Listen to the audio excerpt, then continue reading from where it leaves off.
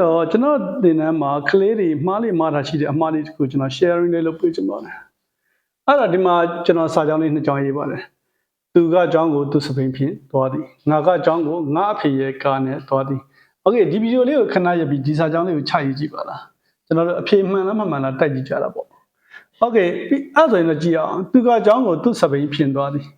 ဖြင့်နှင့်နဲ့ဆိုတဲ့စကားလုံးလေးအင်္ဂလိပ်စာမှာအသုံးများတဲ့စကားလုံးလေးကတော့with ရှိမယ်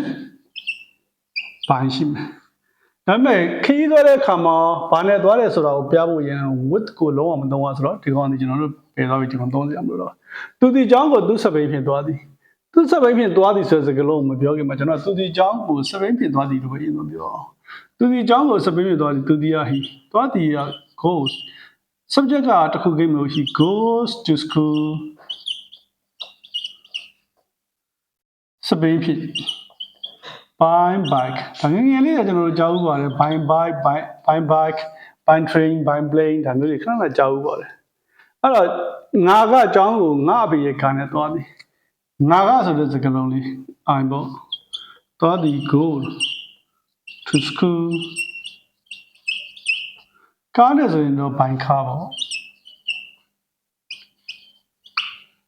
by car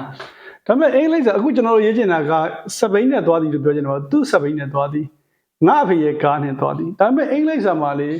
ဒီ by နဲ့ noun ကြမှာဘာဆိုဘာမှခံလို့မရအောင် article အဲ့တော့ဘာမှဖန်ခံလို့မရတဲ့ကြောင့်မို့ဒီမှာသူဤဆိုတဲ့စကားလုံးလေးပါနေ his ပါနေကျွန်တော်ဤဆိုတဲ့စကားလုံးလေး mine ပါနေအဲ့တော့ by နဲ့ noun နဲ့ကြမှာဘာမှမခံဆိုတော့ဒီ by ကလုံးဝသုံးလို့မရအောင် by ကိုမသုံးလို့ with ကိုသုံးမယ်ဆိုရင်လေခရီးသွားတဲ့ခါမှာဘာနဲ့သွားလဲဆိုတော့ပြဖို့ရန်အတွက် with ကိုလုံးဝမသုံးရအဲ့လိုဆိုတော့ by ကိုလည်းသုံးလို့မရအောင် with ကိုလည်းသုံးလို့မရဒါဆိုရင်တော့ကလေးတွေမှတ်တာဒါလေးပါပဲနော်အဲ့ဒီနေရာမှာဘာကိုသုံးမလဲကိုစီးသွားတဲ့ရင်ကိုကြည့်မယ်အပေါ်ကနေခွာစီရင် on ကိုသုံးမယ်အထဲမှာထိုင်စီရင် in ကိုသုံးမယ်အဲ့ဒီ on နေ in တွေကိုအပေါ်မှာအထဲမှာလို့ဘာသာမပြန်မယ်လေဖြစ်နှင်းလို့ဘာသာပြန်ရတယ်ဒီခန်းလေးမှာတော့ဒီလောက်ပါပဲ